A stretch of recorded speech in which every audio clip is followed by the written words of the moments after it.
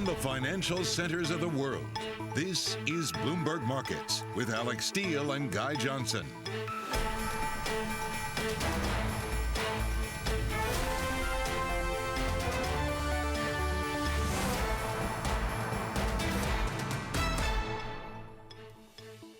Thursday the 2nd, 3 p.m. in London, 10 a.m. in New York, 30 minutes into the trading day in the United States. From London, I'm Guy Johnson. Alix Steel has been holding the fort in New York. She's probably got slightly soggy feet. Welcome, everybody, to Bloomberg Markets. Alix, everybody's giving me grief for coming back on a Thursday. I thought I'd better come back before payrolls day, besides which you've got tomorrow off. Come back. I swear, I don't know what it was about this last week. I felt like you were gone for a year, and I tell him right before the show that I feel like I have my co-parent back. And it feels really healthy, and he makes fun of me. Anyway, you mentioned my soggy feet. Can I tell you that it took me an hour and a half to get here from Brooklyn? It is insane. It just really, honestly, it goes to show that major cities like this, we are so not prepped for these extreme climate events. It's crazy pictures. Yeah, I thought you might have to come in by kayak or canoe this morning. After the pictures I saw, those pictures from the subway, absolutely incredible. Just that volume of water does kind of draw your attention to what's happening with the infrastructure spending story and the kind of advances that were made post-Katrina, whether or not actually we're going to see similar things being done, hard infrastructure, soft infrastructure. That debate continues. Factory orders, the data starting to hit the tape. Obviously, the big number coming through tomorrow in the form of payrolls. But in terms of the factory order data we are getting coming through, it's a dip, obviously, from last time. We're at 0.4. We're up on expectations, which was at 0.3. Ex-transportation, 0.8. Durable goods, -1, -0.1. Pretty consistent with the last number. Again, ex-transport a little healthier. Capital goods, non-defense, ex-air coming through pretty much in line with expectations as well. I don't think any of that data really moves the dial. I don't think the claims number moved the dial either. No. But as John was just pointing out, the range for claims tomorrow, absolutely enormous. Yeah. And for payrolls tomorrow. And the Fed really set us up for that. And in the markets, you're kind of waiting and seeing. It's really going to be about that jobs number. It's interesting what is moving. In the S&P, you have energy outperforming, but you also have big tech. So you're getting some cyclical outperformance as well as that long duration bid. Yields have really gone nowhere in the last few days. The dollar, though, still trading heavy, kind of erasing the recent rally we've had over the last couple weeks. But the VIX is so low. We're under 16 at this point. Imagine what it's going to take to move the needle when it comes to jobs. Okay, let's get back to the story of the day, honestly, here on Wall Street, here in New York.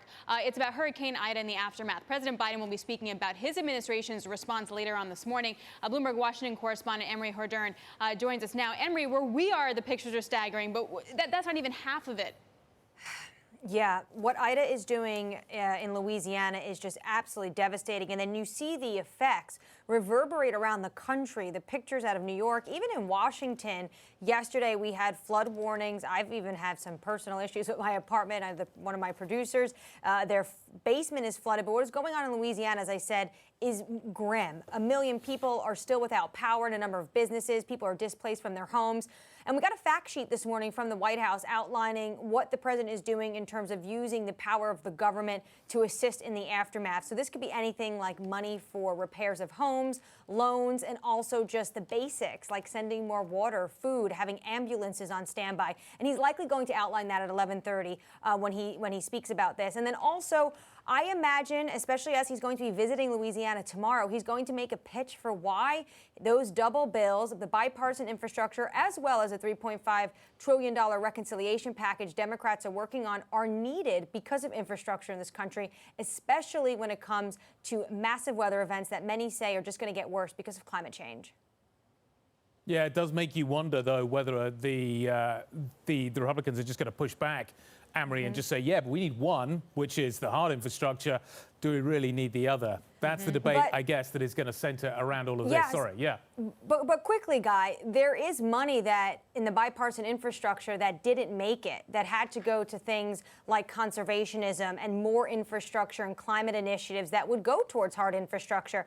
Potentially, this could be tricky for some of those Republicans in states like Louisiana. Yep, I agree. And you look at the spending that was delivered after the last major weather event. AMH, we're going to leave it there. Bloomberg's Emery Hordern joining us from DC. We'll be bringing you, obviously, the comments from the president a little bit later on in the next hour. Let's stay with the Biden administration, though. Its booster plan facing resistance from the CDC panel and the FDA, who believe politics getting ahead of the process of delivering these shots. Angelica Levito joining us now, Bloomberg health reporter. What's the latest? Some health experts are wary of the Biden administration's plan to start administering booster shots to the public on September 20th. The FDA has yet to make a determination on whether they're necessary. The CDC advisors have also not looked at that data and made their own recommendation on whether people really need a third shot of the mRNA vaccines. And we're starting to hear some concerns from people who are saying that the science should come before the politics. And later this month, we'll be hearing from FDA advisors who are now scheduled to review data on Pfizer's booster shot September 17th. But that's just 3 days before the plan to start actually administering booster shots to millions of Americans across the country. Angelica, thanks very much. Bloomberg's Angelica Levito. Thank you for the update. Let's get back to the economic data that broke today. You got applications for U.S. unemployment benefits falling to a fresh pandemic low. Now, initial claims have been drifting lower for months thanks to the economy reopening and high demand for workers. We're watching these numbers very closely ahead of that August jobs report tomorrow. Plus, you got durable goods, factory orders, trade balance coming out. Peggy Collins, Bloomberg's managing editor for the U.S. economy, joins us now. Peggy, give us the lay of the landscape in terms of the eco data we've gotten today and set us up for tomorrow. So as you said, the jobless claims data this morning was a up arrow in the sense that it's continuing to decline and show signs of the labor market recovering.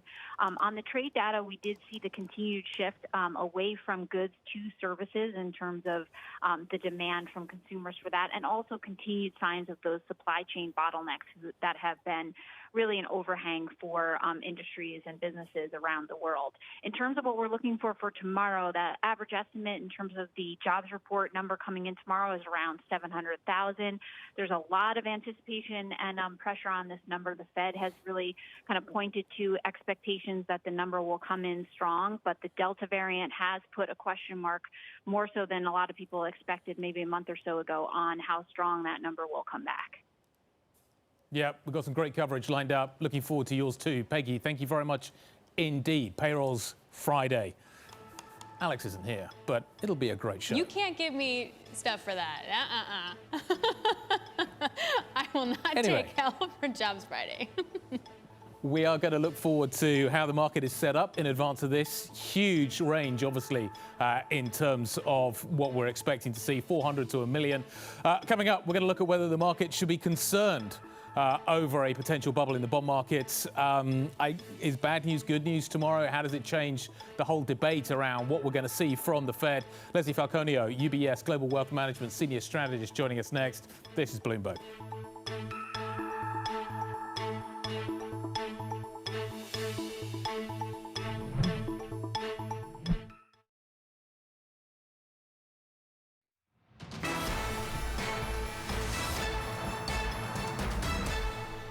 Been prepping for a correction, it seems, for quite some weeks and months now, and it doesn't really tend to play out just as you've said, with the volatility being so very low and the market continuing to make new highs. Linda Dissel, a Federated Hermes and senior equity strategist, is speaking to us yesterday on whether it's too soon to be bearish. She says yes. Well, for more, let's get Leslie Falconio's take, UBS Global Wealth Management senior fixed income strategist. What do you think it's going to take to get some kind of correction in equities and meaningfully higher yields? Well, I think, well, first of all, to get a correction in equity, you will need meaningfully higher yields, but not just that, you have to have meaningfully higher yields that come in very rapidly. I mean, right now we prefer equity over fixed income. We're actually very positive on the equity market in 21 and 22, because we think the Fed does remain accommodative, and we don't think inflation is actually will be a concern, particularly when it comes to that sort of cost push type of inflation. The concern is now for us, when we think about the overall market, is the fact that they're pricing in a terminal value that we just think is too low.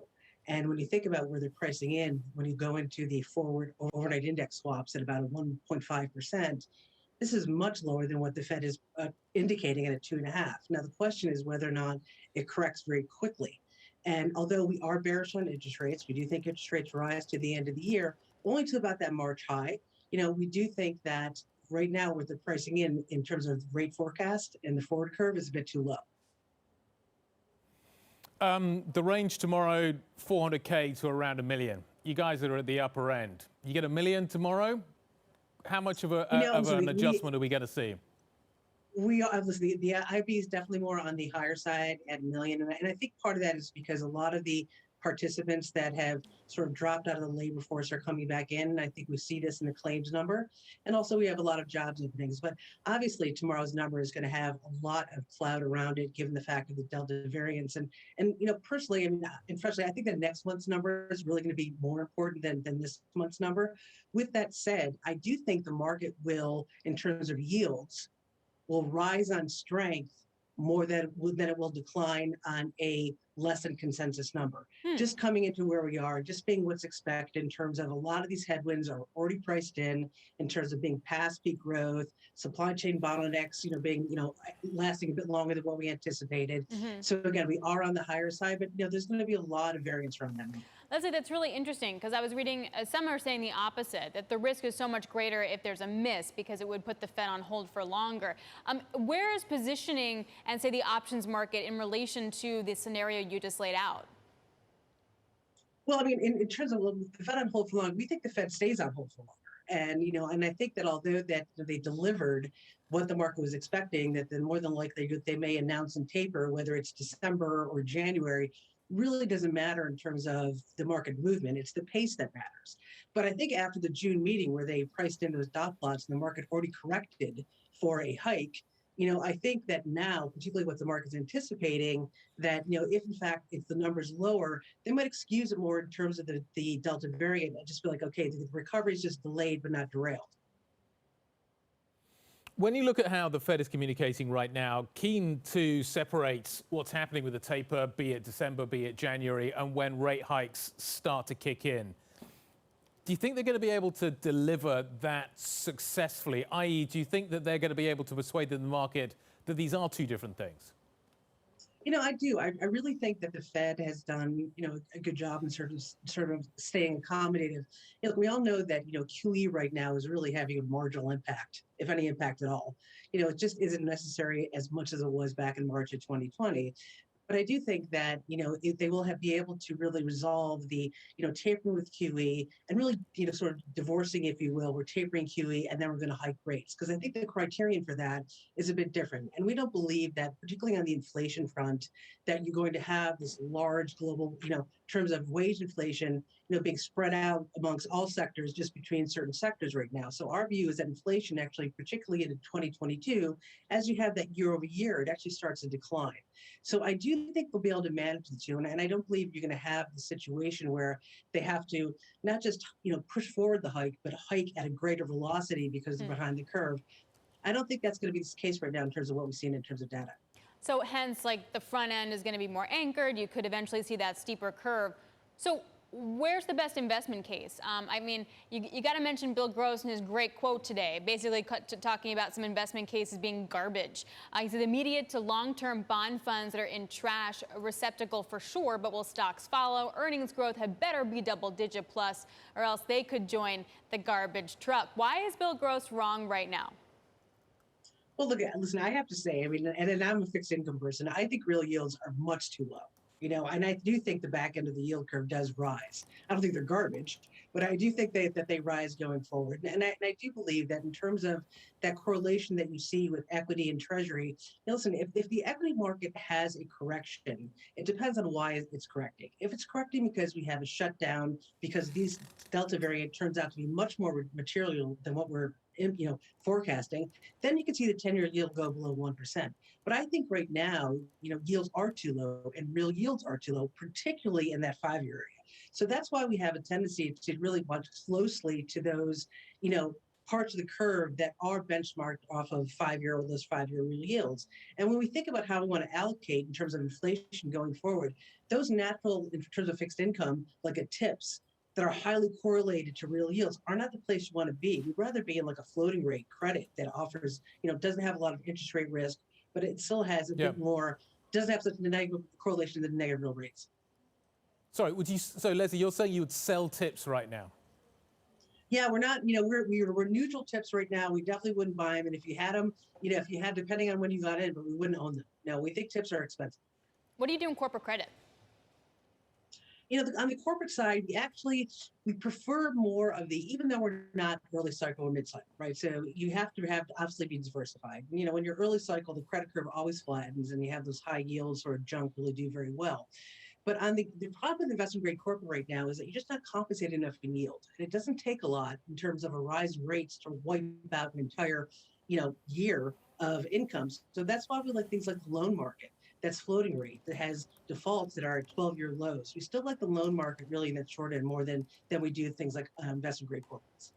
All right, fair enough. Really good to talk to you, Leslie. Thank you so much. Wonderful. Leslie Falconio of UBS Wealth Management, thank you very much.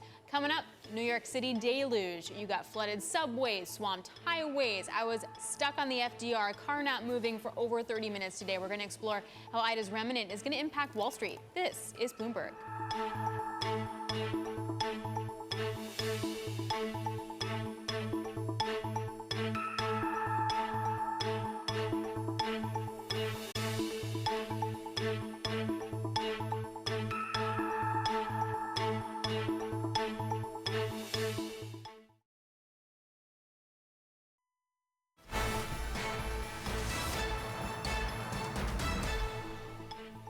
It's time for the Bloomberg Business Flash to look at some of the biggest business stories in the news right now. I'm Ritika Gupta.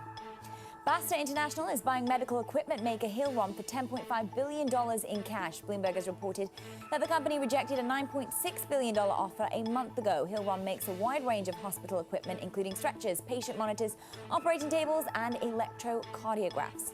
Regulators in Ireland have fined Facebook's WhatsApp $266 million for failing to be transparent about how it handled personal information. The Irish Data Protection Commission is Silicon Valley's main privacy watchdog in Europe. It has at least 28 investigations open targeting tech giants such as Apple and Google. Alibaba has become the latest tech giant to bankroll China's broad aim to share the wealth. The country's second largest company pledged $15.5 billion over 5 years towards President Xi Jinping's Common Prosperity Vision. The money will be spread between 10 initiatives involving technology investment and support for small companies. And that is your latest Business Flash. Alex? All right, thanks so much, Ritika. Let's get to the story that everyone's talking about here in the U.S. That's the remains of Hurricane Ida. They just ripped through New York and New Jersey, all across the Northeast. Late last night, early this morning, you had water just swamping highways, people trapped in trains and cars, baseball stadiums, subway stations, all were flooded. Here with how the storm ravaged the financial heart of the city is Shelley Banjo, Bloomberg's New York bureau chief. Shelley, I was a reporter down when Hurricane Sandy hit and how prepped everybody was for it. The issue with yesterday, no one was prepared for it because it all happened so quickly. What's it like on Wall Street? Yeah, I mean, right now, the morning commute was the real big issue. The trains are mostly stopped. A lot of subways aren't working. New Jersey Transit wasn't working. Metro North is basically completely stopped right now. Long Island Railroad is actually working okay. So that was the biggest issue this morning, is getting in. Head of the MTA said that they'd get us back on track for the evening commute, at least on the subways, but not necessarily the commuter line. So that is the real issue. There's still reports about deaths from last night, a number of flooding deaths, 8 in New York City and more in New Jersey. And so we are kind of wondering and looking for if there will be any more reports of that as well. The picture's absolutely incredible, Shelley, that we've got on the screen right now. And the speed, as you say, of events unfolding, I think is what seems to have caught a lot of people by surprise. Unfortunately, as you say, delivering loss of life. Let's talk a little bit about, though, how Wall Street is better prepared maybe for such events as this. A lot of people have got used to working from home. A lot of people are working from home. Can they continue to work from home? Does this encourage companies to continue with that as an option? Kids used to get snow days. We're talking about the fact here that people can't get to work. Does it matter as much anymore?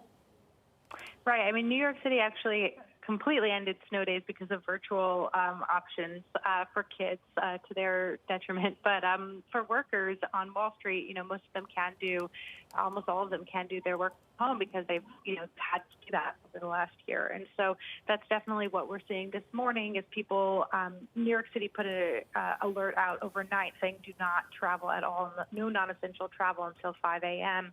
They lifted that in the morning and said, still, try not to be on the roads if you don't have to. And so that left a lot of people at home saying, I'll just work from home today instead of try to come in. Mm-hmm. But, obviously there are people who can't do their jobs from home. And those people had tried to come in. And we have a number of reporters on the ground talking to people trying to get in to do their jobs who haven't been able to make it. So if you just stay focused on the Wall Street angle, I mean, a lot of Wall Streeters live in New Jersey, which got hit so hard, or upstate New York, same deal, Connecticut, and even lower Manhattan, like that's where all the main buildings are, or in Midtown.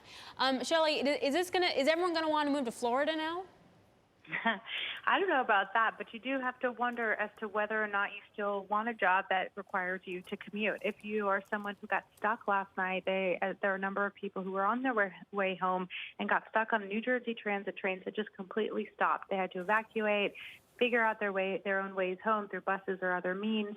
And if you are someone who is living in a nice house in New Jersey, commuting to New York City, you have to wonder, do I still really want a job with a company like many of the Wall Street firms who are still requiring people to come in or trying to get people to come back into the office? And then obviously there are the main implications of what does that mean for Manhattan and New York City in general as a commuter hub and, the future of this hub for the financial. Great stuff, Shelley. Thank you very much indeed to you and the team. Shelley Banjo joining us on what we saw overnight. I noticed the sun is now shining, but it feels very much like the calm after an incredible storm. Mm-hmm. Alex, it's not as if Florida doesn't get hit by things. The weather, obviously, down there can be really, really difficult.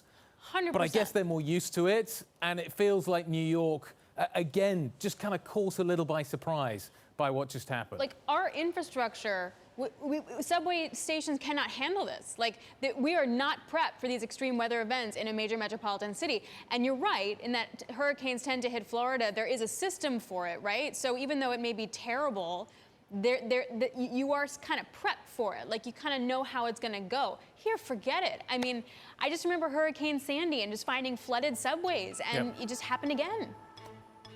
It did just happen again. And again, it makes you wonder whether or not business is going to be pushing the government again, local, state, federal. You've got to spend more on hard infrastructure. And that does seem to be where everybody's coming together on this. Anyway, we'll carry on the conversation. We're going to be talking about the US jobs report, looking ahead to that for tomorrow. This is Bloomberg.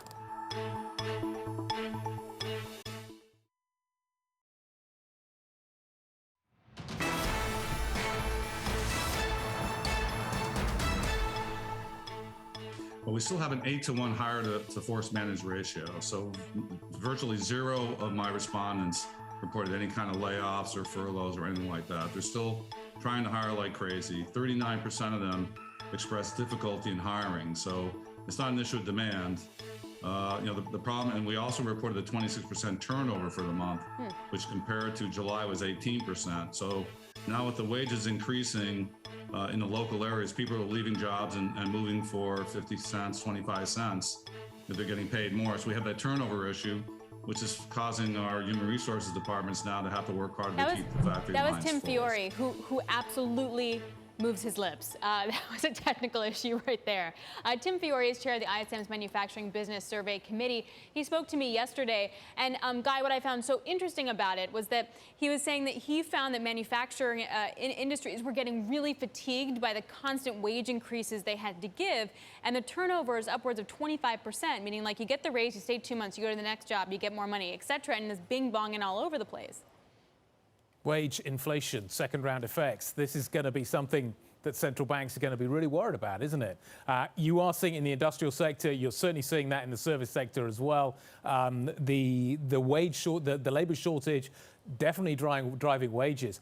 I'm fascinated to see. So we've got the payrolls coming up tomorrow. Mm-hmm. Are we going to get a gap between the enhanced unemployment benefit ending and people returning to the labour force. We're about to find out whether kids actually go back to school as well. There's a whole load of things that are about to happen that I think are going to have a really meaningful impact on the supply side of the labour market. I wonder whether tomorrow's report is really going to give us much information as to what is really happening there. Well, it does seem, though, that recently we've had some states roll off all those unemployment benefits, the extra juice, and they haven't seen that change in the labor market. Yep. So we will have to see if this going back to school full time kind of changes that scenario as well. Let's get some more details here with someone smarter than me and Guy. Carl Riccadonna of Bloomberg Economics joins us now. He is Chief Industry Economist for Bloomberg Intelligence. All right, Carl, what are you going to be focusing on? Well, I think what we have to focus on tomorrow is potential pullback in some of the reopening categories that have been such significant drivers of activity this year, getting us close to that 1 million per month type of mark on payroll gains. If we look at things, whether it's hotel bookings, restaurant, open table bookings, airfare, et cetera, we can see that there has been not a rollover, but some cooling off of activity relative to the prior couple of months. And so taking last month's number, which was about 900,000, about 1/3 of that was leisure and hospitality. So if the Delta variant is leading to a dampening of those types of categories, we could be in for a materially weaker number, which the ADP suggests that, motor vehicle sales suggest some pullback. And consumer confidence also suggests we could see a slowdown in the numbers. What are we going to learn in the next report versus what we're going to learn in this report? Because I look at some of the effects you're talking about there, Carl, and I wonder what's going to happen. Are people going to, once their kids go back, are people going to return into the labour force? Absolutely. Once we start to see maybe Delta sort of figuring, we get a bit more clarity on Delta again. Sorry. No worries. I think with Delta, yes, we'll start to see some leveling out. We can see that looking at case counts in the states most affected already. But really, we're not going to get the evidence on the two key themes that you highlighted. One is school kids returning back to in-classroom learning, potentially freeing up parents to not have to work remotely or to be able to work, period. And also the enhanced jobless benefits, which certainly have taken a toll on the labor supply and demand dynamics, especially in lower wage sectors where workers or would-be workers could collect just as much from unemployment benefits as potentially showing up for a minimum wage type of job. Again, we won't necessarily get the answer to that riddle in August, but I think in September, October, we will start to get more evidence on that front. And so it's going to be a tight squeeze for the Fed to rush a decision on this front, especially if we start to see hints of waning momentum in the reopening categories that I highlighted. Carl, real quick before you go, is bad news going to be good news then?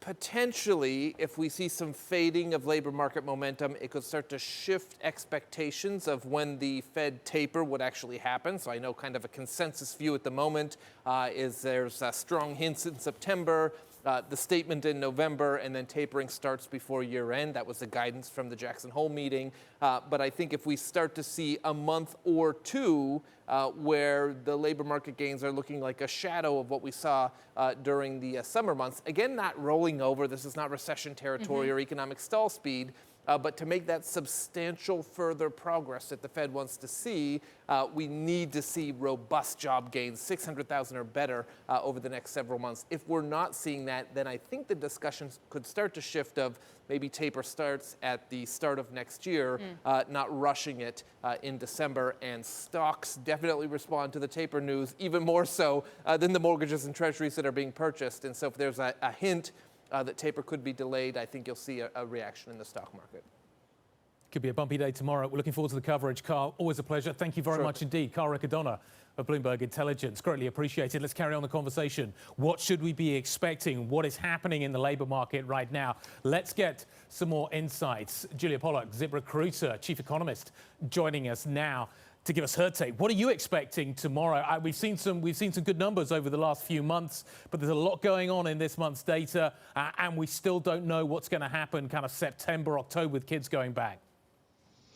So, of course, COVID cases rose fourfold between mid-July and mid-August, and yet we have not seen the same kind of response that we saw in March of 2020. On the contrary, the unemployment insurance claims report that came out this morning showed that initial claims have fallen. There is not a wave of layoffs taking place. Instead, people are defying Delta, and they are going back to normal, despite the fact that things aren't quite normal. And I think that's because vaccines and masks are a game changer, and people are taking more limited, targeted responses to this virus, but going to weddings, getting on planes, and sending their kids to school. Julia, give us some perspective. I mentioned earlier about in the manufacturing sector, we're seeing like people jumping really quickly from job to job because the pay raises are coming so quickly, and so turnover rate is really high. Can you give us some perspective of what you're noticing on that front in manufacturing or other industries? So industries where employers require workers to be on site, like manufacturing, are having a really, really tough time attracting workers right now. Part of that is because of unemployment benefits, but part of it is just because there has been such a huge increase in the availability of remote work opportunities in other industries, like finance and insurance, customer service, human resources, that many people in those on-site industries are looking elsewhere. And they are holding out for remote opportunities. It's a very, very, very attractive option for workers. About 55% of active job seekers right now on our site say that they would prefer to have a remote job. And so, employers in factories and stores and warehouses really are going to need to compete on pay to attract those workers. Julia, there are some people that are not actively seeking work at the moment. They have been using the enhanced benefits that have been available. What's the gap between those enhanced benefits rolling off and those people looking to get into the labour market, getting into the labour market and securing a role? What's the kind of the time lag between one and the other? So the thing in the labor market always is that job seekers are all different. They all have very, very different motivations. Some people who see their benefits ending next week have started looking 4 months ago because they didn't want any gap in pay.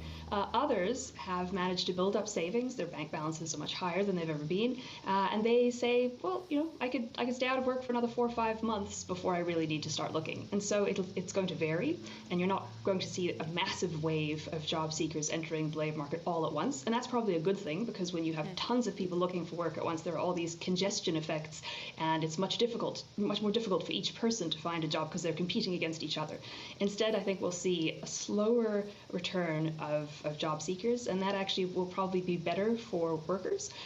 They'll maintain that leverage, and it won't lead to this increase in competition that makes it so difficult for everyone. Julia, we keep hearing from CEOs that we talk to that there is this labor shortage. Do we actually have a labor shortage, or do we have a labor shortage at these current wages that these companies are willing to pay? Well, the issue with that terminology is that many economists think it should only be used in cases where there are sort of structural reasons why you don't have enough workers with the right skills.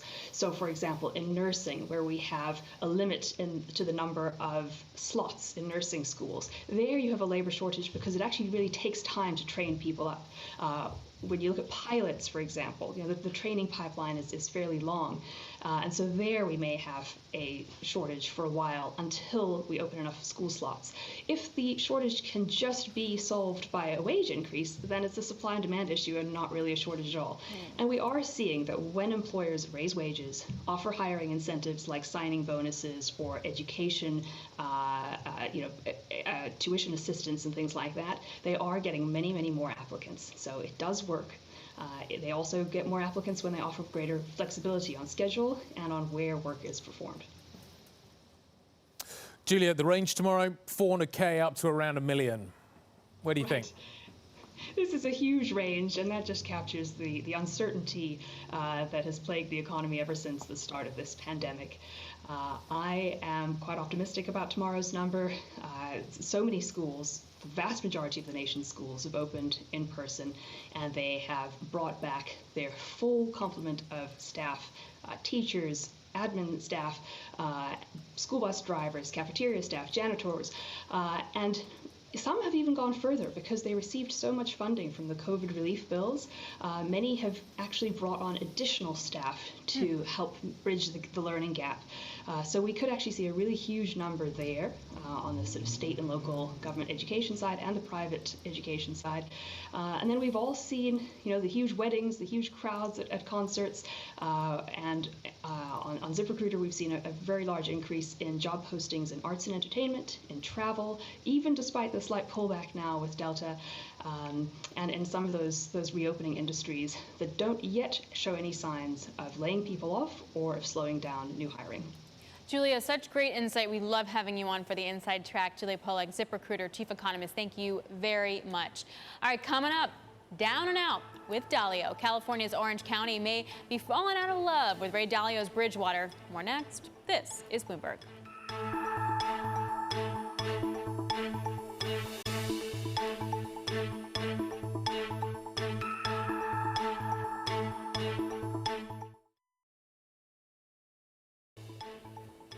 This is Bloomberg Markets. I'm Rishka Gupta, and you're looking at a live shot of the principal room. Coming up, Loveleen Sindhu, CEO of BM Technologies, at 1 p.m. New York time, at 6 p.m. in London. This is Bloomberg.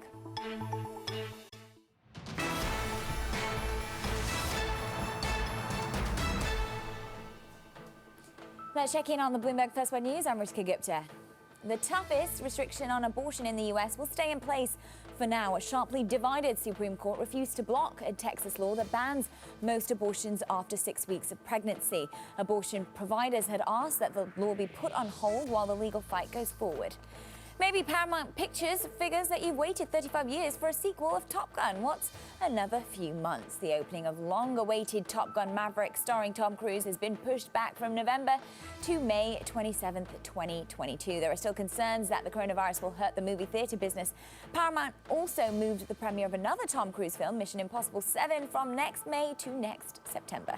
Global news 24 hours a day on air and on Bloomberg Quick Take, powered by more than 2,700 journalists and analysts in more than 120 countries. I'm Rishka Gupta. This is Bloomberg. Alex.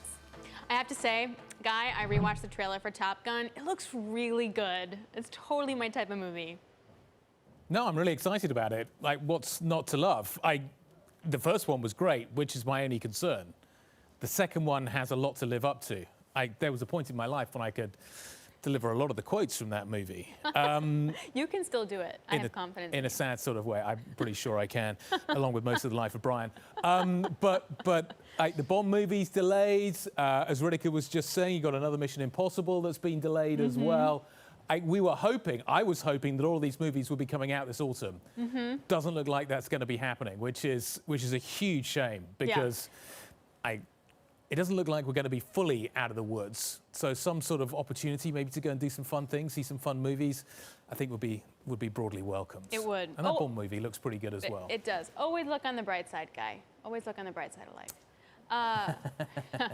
Okay, let's get to a top story here. Bloomberg, a California county's $21 billion pension is considering whether to drop Ray Dalio's hedge fund.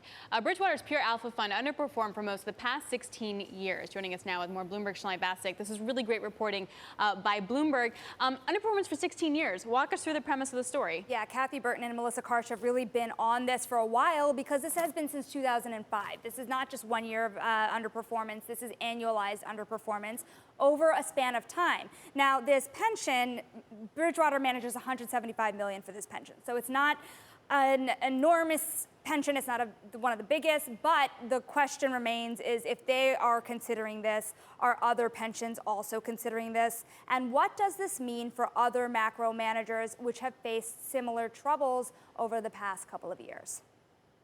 How quickly would that happen? Say this pension fund decided that was the way it was going to go. How quickly could this all unwind? Fairly quickly, right? Obviously, it takes some money to get time to get money back from hedge funds. These are illiquid products. If you are a big pension fund client, hedge funds, other asset managers do everything they can to keep you, to make you happy, to improve performance, to maybe make concessions on fees. There's a lot of things you can do to keep a client around, especially at a fund at the scale of Bridgewater, one of the most famous, biggest in the world. But again, it's a very competitive time for hedge funds, and you're at a time where people are very worried about the markets. They are looking for yields everywhere they can get it. They are very focused on fees, and this is not a bad time for hedge funds overall, by the way, guys. It's a time where they are raising money. So that idea that macro hedge funds as an asset class are up 6.8% this year, but equity hedge funds are up almost 12% this year, makes you wonder where investors will choose where to put the money, because they're thinking long term, but the yearly performance is tilting favor away from a lot of macro funds. Yeah, I feel like there's a couple ways then to look at it. In some ways, like, is that the bottom of it? Or is this also still that TINA? Like, there is no alternative, hence the equity hedge funds are doing much better, hence you're going to see more pension funds go into them, hence you're going to see even more equity funds do more stuff, which then just reinforces the cycle. I'm glad you asked about the bottom, because in theory, if you're seeing other macro performers not do well and you are doing very well this year, this is absolutely the time to step up, talk to your investors, and show them your numbers, because there is an opportunity if you are doing well and outperforming in a space that's not doing well as a category. But again, this has been since 2005 for Bridgewater, for the Pure Alpha Fund. And so 1 year is never going to make it or break it for a hedge fund. Sometimes it does if you do really poorly, but annualized performance over that big of a span of time is where questions start to lie. Our big pension funds, and we heard from the Norwegians recently with their sovereign wealth fund, how has the allocation changed? It's a great fixed income versus equity. It's a great question, because again, equities are doing so well, and with the search for yield, and you had that comment today with Bill Gross about questions over bond fund managers, right? The inability to really not just find outperformance, but also find managers who are outperforming. That is the question here. And if you're a big pension fund that is looking to fixed income allocations, you're already invested a lot in fixed income. So if you're paying somebody to invest in fixed income for you, they better be giving you something that you don't already have. So the business of money management today is very interesting. The divergence creates an opportunity, particularly in equities, but bond fund managers certainly are trying to race personally. So I've heard people who manage $300 billion at a time go around the country to meet with individual FAs to sell their pitch. That's how competitive it is out there right now, guys. Wow. All right, Shonali, thanks a lot. We super appreciate it. Bloomberg Shonali Basak joining us there. There's currently a press conference underway with New York Governor Kathy Hochul, as well as Senator Chuck Schumer from New York. Bill de Blasio also speaking right there, the mayor of New York. A couple things happening. De Blasio is saying that 9 New Yorkers died in that storm that hit on Wednesday night. He says it was unlike anything we've seen before. Hochul says that she has spoken to President Biden, who is offering assistance, and currently the activity is going to shift focus from those coastal areas now to streets. Some of the streets are just such a mess. There's limited service on subways, LIRR, and Metro North. And Guy, this should come as no surprise, but Chuck Schumer taking the option to say that New York floods show the need to pass the infrastructure bill. So turning right to that political focus. This is Bloomberg. Yeah, absolutely.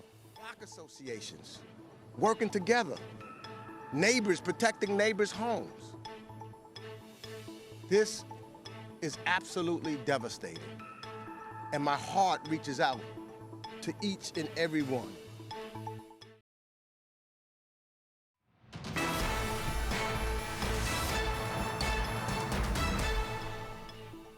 Alex, we've got through 54 minutes of this show. We haven't talked about China yet. I think we should probably correct that, because I think there's some things happening there that we really want to pay attention to. First of all, the continuing onslaught against big tech continues. This time again, it's the ride-sharing companies that have been hit. But 2 things really caught my eye today, one of which is we're starting to see the drip of an increase in stimulus for small and medium-sized companies. And then you get this news this afternoon as well that Beijing wants to set up a special stock market in Beijing, not in Shanghai or elsewhere, but in Beijing, that is again designed to support small and medium-sized companies. That's where the focus is. It's feeling really German to me. This is what the Germans have done. This is what they've always done. The Mittelstand, this is the kind of the core of German industrial strength. Looks like China wants to go down the same road. Which is also so interesting because you have seen investors in some ways move out of Chinese tech companies into U.S. tech companies because of that. But the broader implication is if you're not going to have a China that's as big and as dominant in the world as we thought and as interconnected in the world as we thought, what does that mean for global growth? What does that mean for trade? And it looks like some kind of financial isolation in some ways is going to happen. Well, I think there's definitely going to be a greater reliance on made in China. But again, to come back to this German point, it doesn't necessarily mean that China is going to be less of a global player. It just means that the mechanics by which it gets there could be a little bit different. But I think it also... Germany has a different model to the Anglo-Saxon model. Doesn't mean it's less of a force in the industrial world. No, but it does mean that there are going to be pockets and areas of the economy that are not going to grow in the same way. I mean, we see that manufacturing for Germany, obviously that's the outperformer. We see that in the potential DAX rebalancing tomorrow. That could be a huge game changer. But there has been underperformance if you count dividends with the DAX in some ways because of it. So, but as someone said, wrote in a note today, don't battle Beijing. Don't fight the Fed, don't battle Beijing. I thought that was pretty insightful. What about the ECB? We're going to talk about that next. Peter Brett, former ECB chief economist, is going to be joining us. Got a meeting next week. There's a lot of things happening. We've got a big PPI print today. That's very strong. Inflation's looking pretty hot. Are the hawks in control? We'll talk to Peter in the next hour. This is Bloomberg.